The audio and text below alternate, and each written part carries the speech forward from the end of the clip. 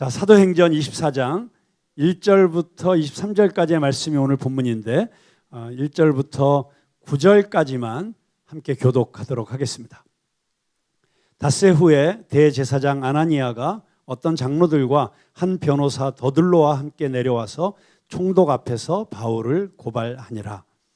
바울을 부르매 더둘로가 고발하여 이르되 벨릭스 각하여, 우리가 당신을 힘입어 태평을 누리고 또 이 민족이 당신의 선견으로 말미암아 여러 가지로 개선된 것을 우리가 어느 모양으로나 어느 곳에서나 크게 감사하나이다. 당신을 더 괴롭게 아니하려 하여 우리가 대강 여짜옵나니 관용하여 들으시기를 원하나이다. 우리가 보니 이 사람은 전염병 같은 자라. 천하에 흩어진 유대인을 다 소유하게 하는 자요 나사렛 이단의 우두머리라.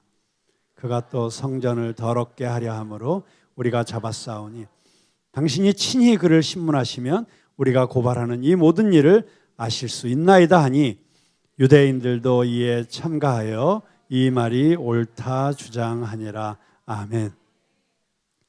네, 지난 주일 우리는 바울을 죽이고자 군중 심리에 휩싸인 우매한 군중들을 충동질하여 성전에서 바울을 잡아다가 돌로 쳐 죽이려고 하는 대제사장 무리들, 그리고 바울을 죽이기 전에는 먹지도 마시지도 않겠다고 결의한 40명의 테러 조직의 음모로부터 기가 막힌 방법으로 바울을 보호하시고 안전한 곳으로 인도하시는 그 하나님의 일하심을 살펴보았습니다.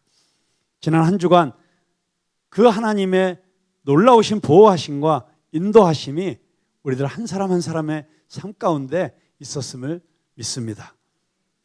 그런데 그런다고 포기할 마귀가 아닙니다. 마귀의 특징, 집요합니다. 바울을 통한 이방인 구원의 역사, 세계 선교의 역사를 막기 위해서 마귀는 정말 마귀 새끼처럼 집요하게 쫓아옵니다. 총독부가 있는 가이사라로 바울이 호송되었는데 그로부터 닷새 후에 대제사장이 장로들과 함께 이번에는 더두로라고 하는 변호사를 데리고 찾아옵니다. 이제는 폭동이나 사적인 테러가 아닌 공권력을 이용해서 바울을 막으려고 하는 것입니다. 사도행전 24장은 총독 베스도의 법정에서 벌어지는 법정 한판 승부입니다. 누가는 1절부터 9절까지는 더두로의 고소, 그리고 10절부터 21절까지는 바울의 변론, 그리고 22절부터 마지막 절까지는 총독 베스도의 판결과 그 이후에 되어지고 있는 일들을 한 편의 법정 드라마처럼 우리에게 보여주고 있습니다.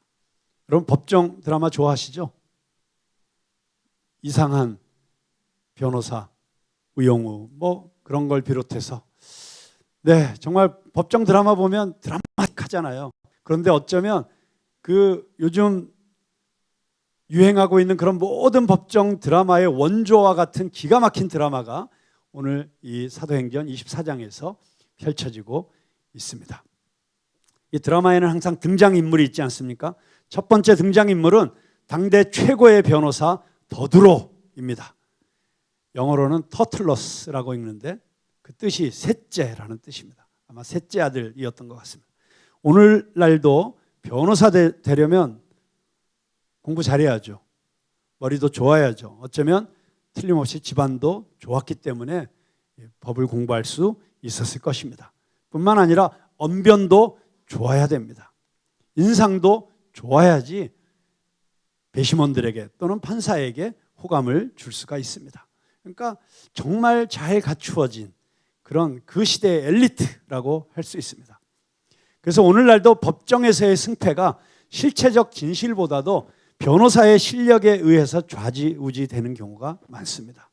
당연히 변호사에게 돈과 권력이 또 로펌들이 점점 거대해져서 엄청난 영향력을 갖게 됩니다. 사건이 커질수록 수임료가 늘어납니다.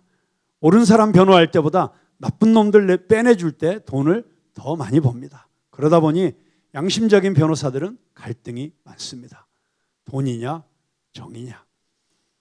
우리 크리스천들이 이런 중요한 일을 하는 법조계, 특별히 변호사, 판사, 검사 이런 자리에 많이 들어가서 진정으로 빛과 소금의 역할을 해야 된다고 저는 생각합니다. 오늘 성경에 등장하는 더둘로는 정말 그 대단한 실력으로 많은 것을 할 수 있는 사람이었음에도 그가 한 일은 하나님을 반대하고 하나님의 사람 바울을 공격하는데 그 모든 실력을 총동원하고 있습니다. 이 더둘로의 변론을 보다 보면 이 사람이 왜 당대의 최고의 변호사라는 명성을 얻었는지를 알 수 있습니다. 먼저 그는 총독의 마음을 사기 위하여 너무나도 우아한 서두 발언을 시작합니다. 3절에 보니까 벨릭스 각하여 우리가 당신을 힘입어 태평을 누리고 또 이 민족이 당신의 선견으로 말미암아 여러 가지로 개선된 것을 우리가 어느 모양으로나 어느 곳에서나 크게 감사하나이다. 정말 우아하죠? 여기서 우아하다는 것은 우라지게 아부한다, 그런 뜻입니다. 정말 엄청 아부를 하고 있습니다. 왜냐하면 그 당시 벨릭스가 가르치고 있을 때 절대로 태평한 시대가 아니에요. 정말 정치를 너무 잘못해가지고 늘 사건 사고가 끊이지를 않고 있었는데 당신을 힘입어 태평을 누리고 이렇게 거짓말을 합니다. 이 민족이 당신의 선으로 말미암아 여러 가지로 개선된 것을, 마치 일제가 우리 조선을 식민지로 만든 다음에 자기들이 우리나라를 근대화시켜 주었다고 억지 궤변을 내놓는 것처럼 당신의 선견으로, 이 선견은 원어의 뜻을 찾아보면 신적 지식이에요. 그러니까 거의 신적인 수준의 그런 탁월함으로 우리 민족을 많이 개선시켜 주셨다. 깨어나게 하셨고 교육도 해주셨고 뭐 이런 말도 안 되는 거짓말을 하고 있습니다. 왜냐하면 역사의 기록을 보면 이 벨릭스가 다스리던 이때가 정말 오히려 이 이스라엘 갈릴리 이 지역 전체가 혼돈과 무지에 빠져 있었던 그런 시대였던 것을 알 수가 있습니다. 그래서 마지막으로 세 번째, 우리가 어느 모양으로나 어느 곳에서나 크게 감사하나이다. 감사할 게 뭐가 있어요? 그런데 감사한다고 이렇게 아부를 떨고 있습니다. 그렇게 벨릭스의 환심을 사고 나서 바울을 세 가지 죄목으로 고발을 합니다. 첫째는 소요죄. 로마가 가장 싫어하는 죄목이 식민지에서 소요를 일으키는 것이었습니다. 그래서 가장 중죄를 먼저 앞에 내세웁니다. 두 번째는 이단의 우두머리다. 어느 정도 종교의 자유가 보장되어 있었던 로마 제국 안에서는 특별히 사회를 어지럽히고 불법한 짓을 저지르는 그런 사교 집단이 아니고선 비교적 종교적 자유가 허용되고 있었습니다. 그런데 이단들은 아주 가혹하게 처벌을 했습니다. 그래서 이교 집단의 우두머리다 이렇게 고발을 합니다. 이 로마 제국을 어지럽히고 위협할 수 있는 그런 사교 집단의 우두머리다. 세 번째로 성전 모독죄를 이야기하고 있습니다. 이거는 로마에는 큰 관심거리가 아닐지라도 사실 의뢰인인 대제사장에게는 가장 중요한 제목입니다. 그런데 이 죄목을 먼저 내세웠다가는 야, 그건 니들이 알아서 해 하고 벨릭스의 관심을 끌 수 없었기 때문에 치밀하게 논리적으로 이 죄목들을 배열을 해가지고 로마에 이건 심각한 문제구나 하는 문제의식을 일으키고 그리고 죄인으로 몰아간 다음에 슬쩍 성전 모독죄를 끼워 넣는 이런 치밀한 논리를 가지고 있고 설득력을 가지고 있었습니다. 여러분, 이 실력 가지고 바울을 변호했다면 그는 역사에 남는 위대한 인물이 되었을 텐데 너무 아쉽습니다. 더들로의 이 기가 막힌 언변으로 복음을 전하는 사람이 되었다면 어쩌면 바울보다도 더 위대한 전도자가 되었을 수도 있을 것입니다. 그 실력으로 억울한 사람 도와주고 그 실력으로 정의를 위해서 일하고 그 실력으로 하나님 나라를 위해서 일했으면 얼마나 좋았겠습니까? 그런데 그는 돈을 받고 부당하게 바울을 고소하고 있는 대제사장 편을 들어서 자기가 가진 실력을 총동원하고 있는 것입니다. 우리가 즐겨 부르는 찬송 가운데 이런 찬송이 있죠. 어느 민족 누구게나 선택할 때 있나니 참과 거짓 싸울 때에 누구 편에 설 건가. 여러분, 참과 거짓이 싸울 때, 진리와 거짓이 싸울 때, 정의와 불의가 싸울 때 어느 편에 서시겠습니까? 하나님 편에 서시기를 주님의 이름으로 축복합니다. 정말 똑똑한 변호사 더둘러. 그런데 이런 똑똑이를 뭐라고 합니까? 헛똑똑이라고 합니다. 우리 푸른나무교회 성도들은 헛똑똑 안 되시기를 주님의 이름으로 축복합니다. 여러분이 가진 그 모든 은사와 재능과 물질과 실력과 기회와 이 모든 것을 오직 하나님을 위해서 다 쓰실 수 있기를 주님의 이름으로 축복합니다. 그런가 하면 또 다른 중요 등장인물이 있습니다. 바로 벨릭스라는 총독입니다. 대단한 사람입니다. 당대 최고의 제국 로마에 의해서 총독으로 임명된 사람입니다. 이것만 해도 대단하지 않습니까? 보통 사람 아니죠. 그런데 놀랍게도 이 더둘로는 원래 노예였습니다. 노예 집안에서 노예로 출생해서 노예로 살다가 죽을 수밖에 없는 사람이었어요. 그런데 이 사람이 총독의 자리에까지 올라왔으니까 어느 정도의 사람인지 짐작이 가시죠. 밑바닥에서 최정상까지. 여러분, 좋은 집안에서 태어나서 좋은 교육을 받은 엘리트들과는 다르게 밑바닥에서 세상 돌아가는 이치를 깨우치고 돈, 권력, 뇌물, 향락 이런 모든 것들을 자유자재로 동원해서 한 계단 한 계단 올라와서 이 자리까지 온 사람입니다. 그래서 벨릭스의 뒤를 캐면 엄청난 스캔들, 엄청난 게이트가 연일 신문의 헤드라인을 장식했을 것입니다. 제가 너무 상상과 과장이 심한 것 아니냐고요?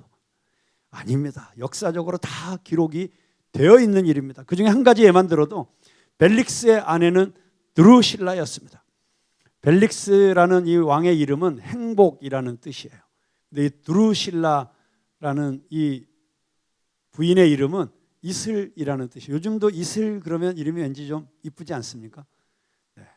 이슬 같은 여인, 그리고 행복을 추구하는 남자가 만나서 이렇게 행복한 커플이 되었다, 이렇게 생각하실 수 있는데요. 사실 이 두 사람의 만남이 예사롭지 않습니다. 원래 이 이슬이는 드루실라는 갈릴리 북쪽에 있는 에메사라고 하는 아주 조그만 나라의 왕비였어요. 그런데 이 왕을 만나러 왔던 벨릭스가 둘이 서로 한 방에 눈이 맞아가지고 간통을 저지릅니다. 그리고는 둘이 각자 이혼을 하고 벨릭스는 세 번째 결혼, 드루실라는 두 번째 결혼으로 이렇게 짝을 이루어가지고 지금 사도행전에 등장을 하고 있는 것입니다. 자, 이런 걸 보면 참 사람 사는 세상은 안 변하는 것 같아요. 이게 2000년 전에 일어난 일들인데 요즘 신문 보고 있는 것 같지 않습니까? 정말 그렇습니다. 그런데 어찌되었든 이 벨릭스는 세상적인 관점에서 보면 대단한 입지전적인 성공을 거둔 자수성가의 모델 같은 사람입니다. 그런데 이 사람이 더둘로의 고소를 듣고 그리고 그거에 대한 바울의 변론을 듣고, 여러분이 이따가 정원 모임을 할 때 오늘 안 읽은 본문을 한번 쭉 같이 읽어보시기 바랍니다. 읽으시면 바로 이게 그림이 쫙 보이고 이게 어떻게 된 일이구나가 쉽게 들어올 수 있을 정도로 기가 막히게 이야기를 잘 풀어놓고 있습니다. 벨릭스가 바울의 얘기를 들은 다음에 비교적 옳은 판단을 합니다. 이거는 말도 안 되는 고소라는 사실을 이미 알고 있었습니다. 그런데 비겁하게도 이 벨릭스는 무죄, 무혐의 하고 바울을 바로 풀어주지 않고 예루살렘에서 루시아 천부장이 와서 이것을 자세히 나에게 고할 때까지는 내가 선고를 하지 않고 기다리겠다 하고 선고 유예를 합니다. 근데 사실 여러분 생각해 보세요. 정말 당대 최고의 이스라엘의 권력을 가지고 있었던 대제사장들과 산헤드린의 공의회를 구성하고 있던 장로들 중에 실력자들이 당대 최고의 변호사인 더둘로를 데리고 와서 이렇게 압박을 하면서 총독을 막 겁박을 하면서 이 사람을 처벌하지 않으면 우리 유대인들이 가만히 있지 않겠다는 이런 암묵적인 시위를 하고 있는데, 그러면 당연히 웬만하면 마치 빌라도가 예수를 십자가에 못 박아라 이렇게 했을 때 그 군중들의 그 폭동이 두려워서 놓아주었던, 그냥 그들에게 놓아주었던 것처럼 그렇게 바울을 야 니들이 데리고 가서 알아서 해 하고 내놓을 수도 있는 거 아닙니까? 그런데 그렇게 하지 않았던 것만으로도 이건 바울의 완승이라고 할 수 있습니다. 정말 기가 막힌 드라마가 일어나고 있는 것이죠. 정말 말도 안 되는 역전승을 거둔 것입니다. 여러분의 인생에도 이런 역전승이 있게 되길 주님의 이름으로 축복합니다. 그런데 그렇게 바울을 내주지는 않았지만 또 이 군중들의 무언가 소요 또는 자기에 대한 불이익이 있을까 봐 벨릭스는 치사하게도 선고를 유예하고 자기 영내에 바울을 가둬두게 하고 백부장으로 지키게 합니다. 그렇지만 양심이 있기 때문에 묶어두게 하지 않고 자유롭게 영내에서 활동할 수 있게 해주고, 그리고 친구들이 와서 바울을 도울 때 그것을 막지 말라. 그래서 바울은 비록 영내에 있었지만 자유롭게 사람들을 만나고 하고 싶은 일을 다 할 수 있게 되었습니다. 이런 모습으로 바울이 2년 동안을 거기에 머무르게 됩니다. 하나님, 기왕 승리를 주실 거면 무혐의 하고 딱 석방 뭐 이렇게 해주셔야 되는 거 아닙니까? 우리 생각에는 그런 생각이 들 수 있습니다. 아니 왜 2년 동안이나 거기다 붙잡아 두십니까? 여러분, 그런데 하나님의 시간표와 우리의 시간표에는 언제나 차이가 있습니다. 우리 신앙생활하면서 제일 답답한 게 하나님의 타이밍과 내가 원하는 타이밍이 안 맞을 때가 제일 답답한 거 아닙니까? 그런데 하나님은 다 계획이 있으십니다. 여러분, 만약에 그 자리에서 무죄 석방했으면 어떤 일이 일어났을까요? 지금 바울을 죽이지 않고는 먹지도 마시지도 않겠다고 결의한 테러 조직이 40명이 밖에서 지금 대기하고 있어요. 어떤 일이 일어날지를 모릅니다. 오히려 바울이 이 안에 갇혀 있었기 때문에 안전한 것이었습니다. 그리고 바울은 이 안에서 뭘 했겠습니까? 바울이 거기서 뭐 하고 있었겠어요? 전도하고 있었습니다. 그 총독 관저에 있었기 때문에 거기에 왔다 갔다 하는 군인들, 로마 병정들, 심지어 고급 장교들, 그리고 벨릭스 총독을 만나러 오는 그 지역의 유력한 정치인들, 또 그곳에서 일하고 있는 이 하인들, 모든 사람들을 만나서 2년 동안 전도를 했던 것입니다. 그래서 거기에 들락거리는 사람들 중에 다시 로마로 복귀한 군인들이 로마에 가서 복음을 전하고 이런 일들이 일어날 수 있었던 것이죠. 그래서 바울이 로마에 전도하러 갔을 때는 이미 그렇게 전도되었던 사람들이 바울을 맞으러 나오는 장면을 우리는 사도행전의 마지막에서 감격스럽게 볼 수 있게 되는 것입니다. 우리가 생각할 때는 2년이라는 시간이 긴 시간이었지만, 2년이라는 시간이 답답한 시간이었지만, 오히려 그 시간을 통해서 언제나 하나님은 우리를 연단시키시고 우리를 거룩하게 하시고 우리의 동기를 깨끗하게 하시고, 그래서 우리가 정말 순전하게 하나님만을 섬길 수 있도록 우리를 이끄시는 줄로 믿으시기 바랍니다. 그렇습니다, 여러분. 우리의 인생의 목적이 하나님 나라에 있으면, 전도에 있으면 우리의 상황이 어떠하든지 하나님께서 우리를 심어두시는 자리가 어디든지 전혀 문제될 것이 없습니다. 우리가 감옥에 가야 될 일이 있으면 가서 동료 죄수들을 전도하면 되는 것입니다. 그런 일이 있지 않게 되길 바랍니다만, 우리가 병원에 가게 되면 같은 병실에 있는 사람들을 위해 전도 대상자입니다.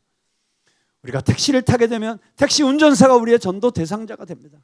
여러분, 우리가 어떤 직장으로 가게 되면 또는 지방으로 전근을 가게 되면 그곳이 우리의 선교지가 되고 전도지가 되는 것이 그리스도인의 마땅한 모습인 줄로 믿습니다. 내 인생의 목표가 복음을 전하는 것이라면, 그래서 어떤 상황도 어떤 환경도 문제가 되지 않습니다.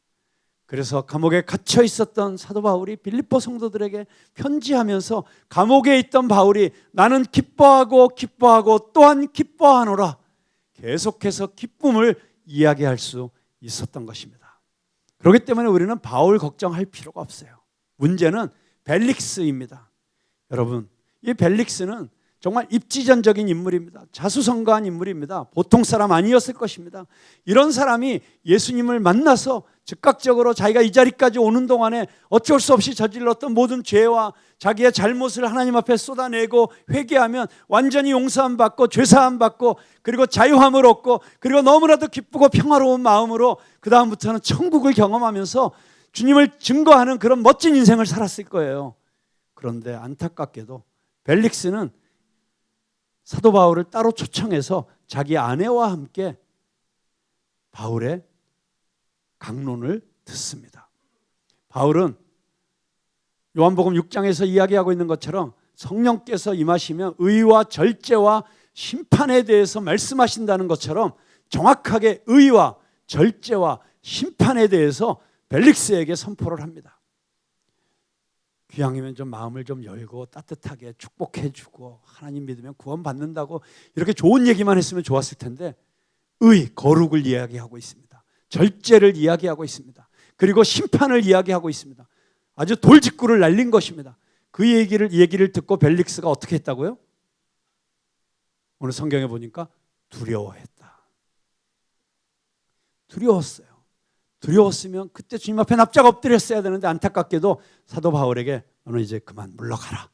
내가 다시 너를 부르겠다. 그리고는 직면하지 않고 정말 부딪히지 않고 자기의 죄와 정면 승부하지 않고 그리고는 피해버립니다. 요즘 사실 얼마나 많은 현대인들이 이런 벨릭스의 모습처럼 말씀을 대합니까? 찔림이 있을 때 그 찔림을 피하지 않고 주님 앞에서 나가야 되는데 두려워서 도망가는 사람들이 얼마나 많이 있습니까? 우리 안에 그런 일이 없게 되기를 바랍니다. 자, 그리고 그 다음에 이제 24절부터 쭉 보면 이 벨릭스가 바울을 자주 불러요. 제가 읽어드릴게요. 24절부터 27절. 수일 후에 벨릭스가 그 안에 유대 여자 드루실라와 함께 와서 바울을 불러 그리스도 예수 믿는 도를 듣거늘 바울이 의와 절제와 장차 오는 심판을 강론하니 벨릭스가 두려워하여 대답하되 지금은 가라.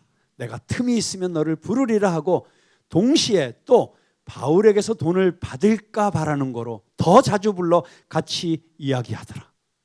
여러분, 이게 뭐예요? 그러니까 믹스드 모티베이션, 더블 마인드.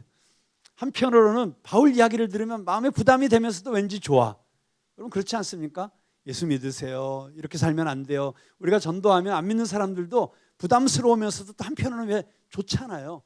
하나님 나라 얘기해주고 구원에 대해서 얘기해주고 이러면 좋으면서도 또 안 믿으려고 하고 뭐 부담스럽고 이런 것처럼 이 벨릭스도 바울을 부르는 동기가 두 가지예요. 하나는 그 복음의 이야기를 들으니까 왠지 마음이 좋아.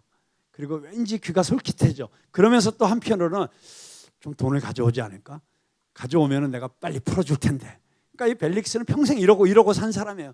그러니까 복음을 들으면서도 자기가 그동안 살아왔던 세상적인 삶의 이런 방법도 버리지 못하고 이렇게 섞여져 있는 이런 모습. 여러분 우리 안에도 이런 모습을 갖고 있는 사람들이 많이 있지 않습니까? 주일날 교회 와서 이렇게 열심히 예배드리고 그럴 때 너무 은혜 받지만 또 한편으로는 여전히 나의 세상적인 방법과 생각과 욕심과 이걸 내려놓지 못하는 그런 어쩌면 가장 현대적인 모습의 사람이 벨릭스다. 이런 생각이 듭니다. 네, 여러분 27절에 보니까 이태가 지난 후 보르기오 베스도가 벨릭스의 소임을 이어받으니 왜 이렇게 됐냐면 벨릭스가 너무 정치를 못하니까 결국 로마 황제가 파면시켜버렸어요. 그래서 직위 해제가 된 것입니다. 그래서 역사의 기록에 의하면 이 벨릭스가 폼페이라는 도시로 가서 거기 이제 따뜻하고 휴양지니까 거기 가서 살게 되었어요. 살다가 얼마 안 돼서 그 유명한 베스비우스 하산의 폭발로 인해서 폼페이 시내가 완전히 다 잿더미가 되어버렸을 때 그때 죽었다고 합니다. 자, 그러니까 여러분 생각해 보세요. 벨릭스의 마음속엔 계속 복음을 들으면서도 그래, 언젠간 내가 믿을 거야. 그래, 내가 하고 싶은 거 다 하고 이룰 만큼 다 이루고 그 다음에 내가 예수 믿지. 뭐 이렇게 생각했을지도 모르겠어요. 어쨌든 이 마지막에 보니까 벨릭스가 유대인의 마음을 얻고자 하여 바울을 구류하여 두니라. 자기가 이제 떠나면서 웬만하면 이제 바울 풀어줄 만도 하잖아요. 그런데 유대인들 마음을 얻으려고 바울을 계속 구류 상태로 놔두고 해결 안 해주고 그냥 떠나버린 거예요. 그러니까 아직 예수님을 받아들이지 않은 게 분명하죠. 예수 믿었으면 이럴 리가 없지 않습니까? 자, 그랬는데 폼페이로 가서 얼마 안 돼서 갑작스러운 죽음을 맞이하게 되었다. 너무 안타깝지 않습니까? 정말 그가 이렇게 모든 것을 가진 위치에 있었다면 이제는 돈보다는 뭔가 더 의미 있고 가치 있고 진정으로 고귀한 삶을 살아내었으면 얼마나 좋았겠습니까? 그런데 2년 동안이나 바울을 데리고 있었으면서도 그대로입니다. 하나님께서 벨릭스에게 2년이나 기회를 주셨던 것이죠. 그런데도 회개하지 않고 예수님을 믿지 않았습니다. 그러다가 화산 폭발로 그 죄에 묻혀서 죽었다는 것입니다. 여러분, 기회가 언제까지나 우리에게 주어지는 것이 아닙니다. 바울과 만날 때마다 나도 믿어야 되는데 우물쭈물하다가 갑작스럽게 죽었습니다. 마치 버나드 쇼의 묘비명처럼 우물쭈물하다가 이렇게 될 줄 알았다. 자기가 쓴 묘비명이에요. 죽기 전에 내 묘비명 이렇게 써달라. 여러분, 이게 세상 헛똑똑이들의 마지막 결론 아니겠습니까? 오늘 우리는 세속적 관점에서 보면 가장 성공한 두 상징적인 인물, 엘리트 중에 엘리트 더드로, 입지전적인 자수성가 벨릭스, 사람들이 추구하는 모든 것을 이룬 사람들이지만 역사의 안목으로 보면 모두가 패배자들입니다. 돈 때문에 세상 권력의 자리를 지키기 위해 거짓을 택한 사람들입니다. 이렇게 되지 않기를 바랍니다. 반면에 세상의 눈으로 보면 죄수요, 힘없는 자요, 아무것도 아닌 자이지만 오고 오는 모든 세대의 그리스도인들에게 참된 제자의 길, 진짜 예수 믿는 사람, 찐 예수쟁이는 어떤 사람이 되고 어떤 삶을 살아내야 되는지 그것을 보여주는 완전히 다른 차원의 인물이 등장합니다. 네, 바로 바울입니다. 바울이 왜 진짜 크리스천, 찐 예수쟁이의 모델이 될 수 있는지 놀랍게도 더둘로가 바울을 공격하기 위해서 고소하는 말 가운데 기가 막히게 드러나고 있습니다. 5절 한번 같이 읽어보겠습니다. 너무나 중요한 말씀이니까 우리가 한번 같이 읽어보겠습니다. 시작. 우리가 보니 이 사람은 전염병 같은 자라. 천하에 흩어진 유대인을 다 소요하게 하는 자요, 나사렛 이단의 우두머리라. 자, 뭐라고 고소를 하고 있습니까? 전염병. 여러분, 코로나 시대를 거친 우리에게 전염병 같은 놈 하면 진짜 끔찍한 욕이죠.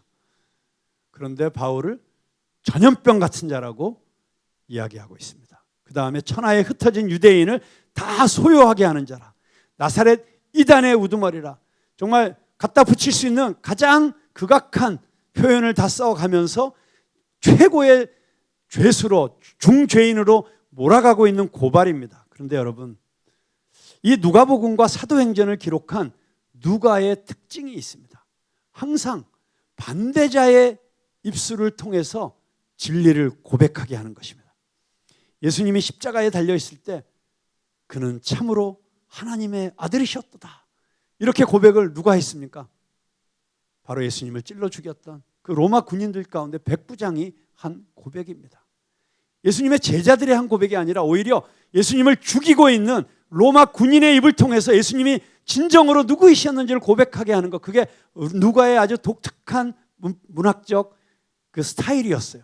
여기서도 똑같습니다. 더드로라고 하는 바울을 고소하는 자의 그 말을 통해서 바울이 진정으로 어떤 사람인지, 그리고 그리스도인은 어떤 사람이 되어야 되는지를 가장 강력한 메시지로 오히려 우리에게 선포하고 있는 것입니다. 여러분, 이게 하나님이 하시는 방법이에요. 하나님은 우리를 공격하는 자들을 통해서 오히려 하나님의 영광을 나타내시고 하나님께서 이 세상에 던지시기 원하시는 메시지를 우리에게 주시는 것입니다. 자, 세 가지 고발이었죠. 전염병 같은 자, 흩어진 유대인을 소유하게 하는 자, 나사렛 이단의 우두머리, 바울을 깎아내리고 바울에게 상처를 주기 위해서 한 발언입니다. 그런데 놀랍게도 이 발언들을 통해서 하나님께서는 우리 신앙의 본질을 너무나도 정확하게 이야기해주고 계십니다. 자, 이 이야기들을 통해서 정말 그리스도인은 어떤 존재인가 하는 것을 우리가 알 수 있습니다. 그 핵심적인 단어는 영향력입니다. 영향력, 인플루언스, 영향력. 여러분, 그리스도인의 본질은 영향력이에요. 그 영향력, 세상 속에서 그리스도인으로 살아가는 그리스도인들은 선한 영향력의 사람입니다. 여러분, 신앙인이라고 하면서 아무런 영향력이 없거나 오히려 악한 영향력을 끼치고 있다면 그는 진정한 그리스도인이 아닐 것입니다. 선한 영향력이 정말로 중요한데 그것을 이 더둘로는 세 가지로 묘사하고 있습니다. 정말 이 고소를 보면서 더들로는 뛰어난 변호사가 맞다, 이렇게 인정해 주지 않을 수가 없어요. 어쩜 이렇게 기가 막히게 표현을 했을까? 첫째로 전염병. 전염병의 특징은 무엇입니까? 혼자 아픈 게 아니고 전염시킨다는 것입니다. 여러분, 미국에서 가장 영향력 있는 교회로 꼽혔던 윌로크릭 교회가 있습니다. 그 윌로크릭 교회가 한 70여 명의 중고등학교 청소년들을 데리고 빌 하베일스 목사가 전도하는 교회를 세우기 위해서 만든 교회인데 정말 엄청난 전도의 열매를 맺었습니다. 그들이 20주년이 되었을 때 자기들의 20년 사역을 정리하면서 책을 한 권 냈는데 그 책의 제목이 Becoming a Contagious Christian. Becoming a Contagious Christian. 여기서 contagious라는 단어가 전염성이 있는 이라는 단어예요. 이 단어를 쓴 거예요. 근데 기가 막힌 단어죠. 전염력이 있는. 물론 이 저작권은 더들로에게 있습니다.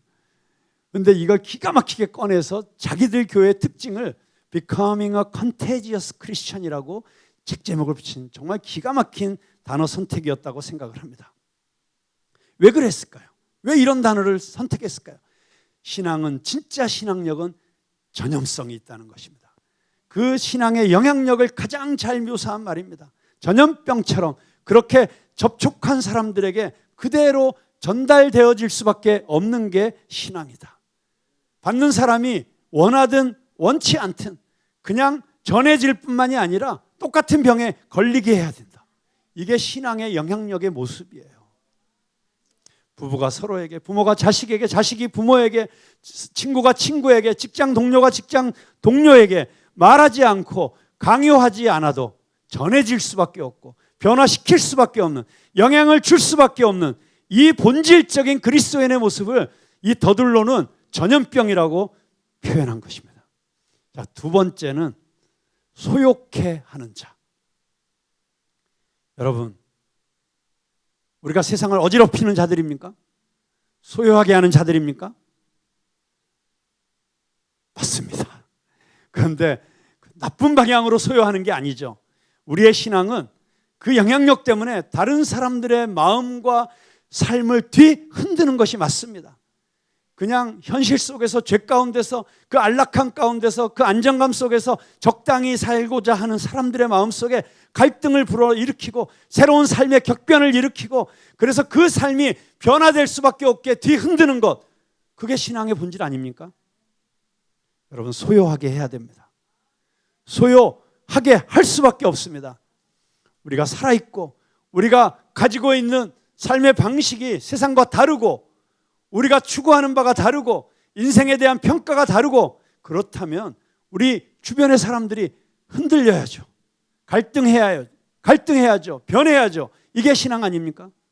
우리 그리스도인들이 들어가면 그것이 어떤 영역이든지, 그것이 문화계이든지 기업의 영역이든지 정치의 영역이든지 교육의 영역이든지 학교든지 병원이든지 달라져야 되는 것 아닙니까? 그 영향력이 발휘되는 것, 그것을 소요하는 자라는 표현 속에 들어있는 것입니다. 전염병이라고 하는 것이 신앙적인 영향력의 본질을 말하는 것이라고 한다면 소요하게 하는 자라고 하는 것은 그 영향력이 어떻게 발휘되고 있는지를 보여주는 것입니다. 우리 온누리교회 청년들이 많이 와서 우리를 섬기고 있는데 온누리교회가 한때 별명이 있었어요. 온랄리교회. 정말 너무 시끄럽게 하니까, 너무 한국교회를 막 뒤흔들어 놓으니까 저는 영광스러운 별명이라고 생각합니다.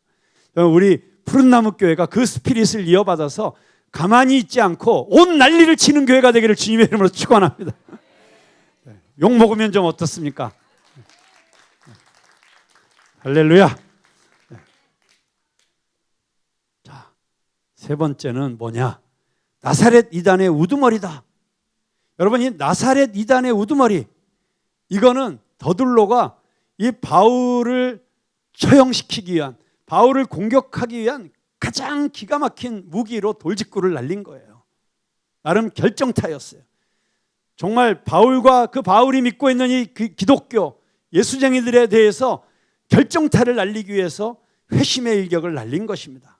그런데 그런 이야기를 듣고 있을 때, 특별히 나사렛 이단의 우두머리다 이런 공격을 받았을 때 사도 바울이 그 얘기를 듣고 나는 나쁜 놈이구나, 내가 이단의 우두머리구나 막 좌절하고 절망했을까요? 아니었어요. 너무 기뻤을 것입니다. 감격스러웠을 것입니다. 영광스럽게 느꼈을 것입니다. 자기가 나사렛 이단, 더들로는 이단이라고 표현하고 있지만 그러나 자기가 믿고 있는 이 신앙에 있어서 정말 내가 우두머리라고 인정받을 정도로 내가 이렇게 열심히 살았구나, 하나님께서 인정해 주신 말 아닙니까? 여러분, 사람들이 여러분들을 쓸데없는 말로 공격하고 여러분이 하고자 하는 일에 정말 찬물을 끼얹을 때 그냥 그 말을 액면 그대로 받아들이지 마시고 그 말 속에 숨어있는 진정한 하나님의 축복을 발견하십시오. 그 공격하는 말 속에 정말 하나님이 나를 격려하시고 계시는 그 격려를 찾아낼 수 있는 눈이 열리시게 되기를 주님의 이름으로 축복합니다. 여러분, 이단이라는 게 뭡니까? 이단이라고 하는 것은 기존의 어떤 믿음과 다른 믿음, 그게 이제 이단이지요. 그래서 또 이단이라고 하는 이런 뜻으로 쓰입니다. 어떤 전통이나 권위에 대해서 반항하는 주장이나 이론을 펼치는 사람을 이단아라고 하기도 합니다. 그러니까 어떤 의미에서 볼 때 이단은 좋은 이단이 있을 수도 나쁜 이단이 있을 수 있어요. 우리가 요즘 보통 말하는 이단들은 정말 기독교에서 교묘하게 비틀어가지고 엉뚱한 사람을 재림예수라고 하고 엉뚱한 사람을 하나님이라고 섬기고 이런 잘못된 이단들은 잘못된 것이지만 어떻게 보면 세상을 바꾸는 것은 그 당시에 사람들이 보기엔 이단이었던 사람들입니다. 그런데 문제가 되는 건 뭐냐? 그것이 그들이 다르기 때문에 문제가 되는 게 아니라 잘못되었기 때문에 문제인 것이죠. 오늘날의 이단들이 잘못된 교리를 가르치고 잘못되게 사람들을 이끌기 때문에 이단인 것입니다. 그런데 예를 들어서 종교개혁을 일으켰던 마틴 루터 같은 사람도 그 당시에 이단으로 공격받았던 사람입니다. 그러나 우리가 말씀 위에 서 있고 그리고 예수 그리스도의 인도하심을 받고 성령께서 역사하시는 대로 우리가 살아간다면 우리는 이단 소리를 들어도 괜찮다고 하는 것입니다.